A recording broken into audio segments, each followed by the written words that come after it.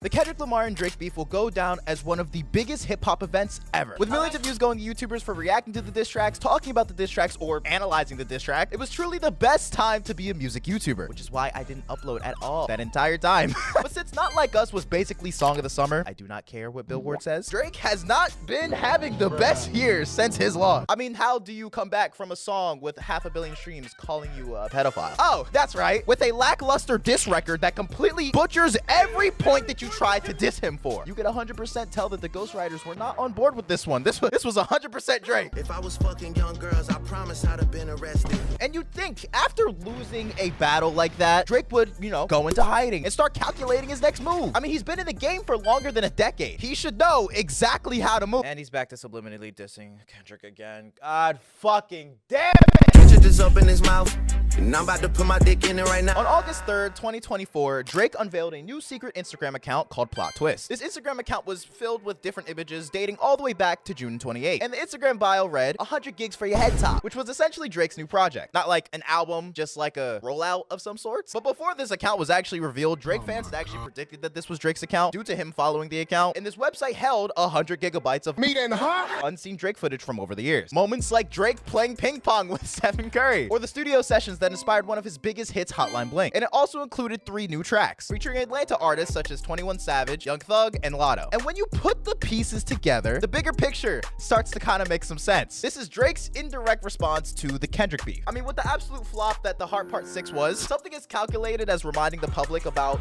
how influential he is, sounds like a masterful plan that should've worked. And I won't lie, it kind of got my nostalgia gears turning. Like, you don't need to be a big Drake fan to listen to Drake. That nigga is everywhere. He would later drop these 3 songs on August 30th, and these songs came and went. We talked about it for a week, and it was gone. And the reason I call him a sore loser is not only the contents within some of these songs, but the things that he was just posting around this whole thing. Like, in terms of the songs, he was flipping a lot of lines that Kendrick had said in his previous diss tracks. One example is when Kendrick wrote to Drake's mother in Meet the Grams. Drake responds with the line, "Please write my mother and tell her the shit that I'm in." He continues this example by writing to his father, "Please write my father and tell him I found some fortune and fame." And the reason that these pieces are starting to make a lot more sense is because when Kendrick called Drake out for being a culture vulture, specifically for Atlanta's rap scene, he responds to that allegation by dropping an EP featuring only artists from Atlanta. And as mentioned previously, not only is this man clinging onto anything to not accept defeat, but he's been posting about a potential round 2. On August 31st, Drake would drop the song No Face, which initially had a Playboi Carti feature until it was removed. And in this song, he says, and even just a couple of days before this song dropped, he posted on Plot Twist story that he will win game 2. And rumors of a round 2 diss track war would swarm Twitter, even with Kendrick indirectly responding to this by saying that his album was on the way. But it'd later be revealed by Kendrick's cousin, not Baby Keem, that Kendrick plans on leaving the Canadian alone. And of course, Drake fans have been coping about these developments. Drake dumping all this footage right now is not coincidental. Then with the name of his Finsta being Plot Twist, which means an unexpected development in a story?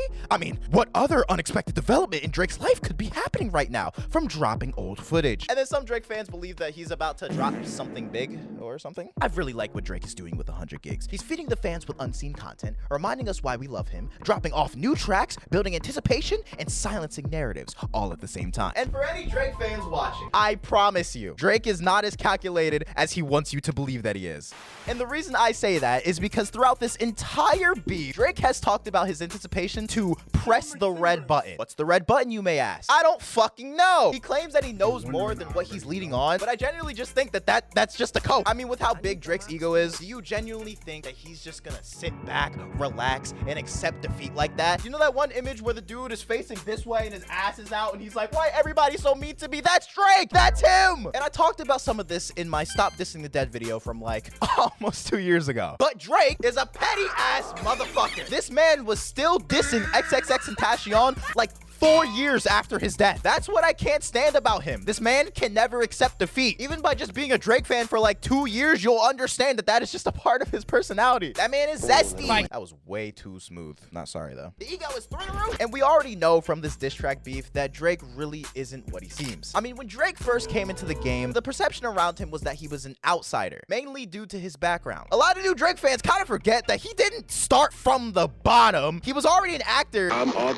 before becoming becoming a rapper, which generally is not a bad thing. Someone can still come from a good household and still have to build themselves up to become a successful person. I'm not saying his background is what makes him not a real person, because I mean, we have someone like Gambino who has been able to overcome all of these hurdles and is still widely respected across the hip-hop community. The reason why is because he doesn't act like somebody he's not, while Drake does. Drake talks about having mob ties and being a gangster whilst not growing up around that. Again, it's another thing to act in a character and then just act like that this is just who you are. Tyler is a great example of this. In his older music, he talks about killing a bunch of niggas and a bunch of other things. But that's because he's speaking through characters, not because that's actually the life he lived. He's telling stories, while Drake is telling stories and trying to sell us as if it's nonfiction. Drake wants us to think he actually came from the streets, which I just think is funny because Drake in the past literally denounced everything he's doing now. He'll literally hop from culture to culture and just start stealing accents as if that's his accent. Like, he grew up a very judgmental kid. You know, there's nothing wrong with having opinions, but to act like someone that you're not once you become the biggest and try to erase all of this history is so fucking fake. How do people think this man is genuine with anything that he does? I don't get it. And I'm not saying anything new here. I'm just explaining why it's not that surprising that he's being such a sore loser about, yet again, another diss war. Drake is an insecure loser who can't accept the fact that he lost against a genuine and authentic hip-hop artist. He does not care about the culture like Kendrick does. He leads his fans on to think that he has some extra information that's gonna destroy Kendrick, whilst never delivering on those promises. Like, my guy, there's an entire diss track calling you a pedophile.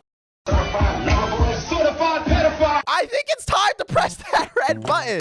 Except there is no red button. It's one of those buttons where you press it and then a fucking POW flag comes out of it. My man has no ammunition left, and the only ammunition that he had was that Kendrick was potentially beating his wife, and then they appeared in the Not Like Us music video like, oh yeah, that's an abusive relationship right there. And he didn't even come with evidence. He just said it because Dave Freed was commenting hearts under his client's wife's page. Drake mentally is on like a middle schooler level. Like, that is some middle school grade level thinking.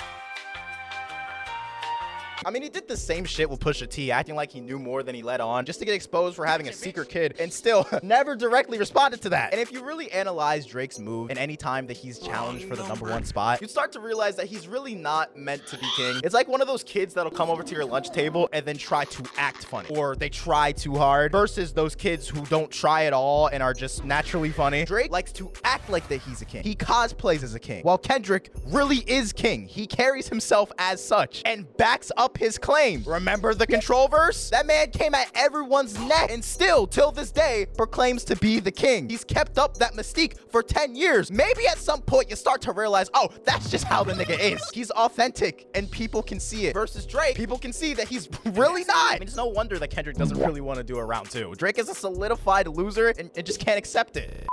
Because of course, as I'm making this video, Kendrick decides to drop a surprise song called Watch the Party Die. My camera's in the way. I've been listening to this song all day, and a lot of people have been saying that this is another diss to Drake, but I'm gonna let Genius explain it away. This track was released at the exact moment the 2024 VMAs kicked off. A calculated move, which underscores Kendrick's message. You know, the song's called Watch the Party Die. Much of the track expresses his frustration with the current state of the music industry and hip-hop culture, specifically critiquing what commercial artists like Drake represent, which is materialism and, you know, superficial success. By dropping the track during such a high-profile cultural event, Kendrick shifts the attention away from the mainstream celebration of commercial music and forces listeners to engage with the deeper issues plaguing the industry, which ironically, I did not watch the VMAs. I only listened to the song, so I mean, the message worked on me. Whether or not this is actually supposed to be a direct diss to Drake or just a diss to the industry, I don't know yet. I just wanted to include this in the video because I know I'm gonna get 50 comments being like, Kendrick dropped, you're talking about Drake, Kendrick dropped. Only time will tell what'll happen after this, whether this is a lead up to Kendrick's new album, or maybe he actually does want a round 2 with Drake. In conclusion, I believe that it's in Drake's best interest to just move on. I think it would have been a better move just to disappear for a couple of months and drop a new album like a year or 2 from now. I mean, Drake has been dropping the bare minimum for these last, what, 3 albums? And with all the resources in the world, I don't know why he doesn't just lock in and make an undeniable album that would shut everybody up. Kind of like how Kanye did with the Taylor Swift situation. I mean, it's kind of obvious why he won't do that. That's because his heart is not in the culture. He just likes for it to appear that way. While he may be one of the biggest artists in the world and his influence still being undeniable, at the end of the day, Drake will never be taken seriously when people talk about who are the best musicians. Drake is a fucking cosplayer. He's barely even a rapper. If he was just genuine about his emotions at the level that he's at in his career, like how he was on Fear from his track all the way back in 2009, which is one of my favorite Drake songs, by the way, maybe he'd get some of that respect back. Or if he gave back Tupac's ring. But who am I to say what he should do? I'm not an artist with millions of streams and an inappropriate relationship with a 13-year-old. What do I know? I'm just saying from a consumer standpoint, Drake went about this beef all fucking wrong. And his reputation is gonna go even more down the drain once Kendrick blasts Not Like Us to 100 million concurrent viewers at the Super Bowl. And I'm all for it. Say, Drake, I hear you like him young. And I'll never drop another dumbass song.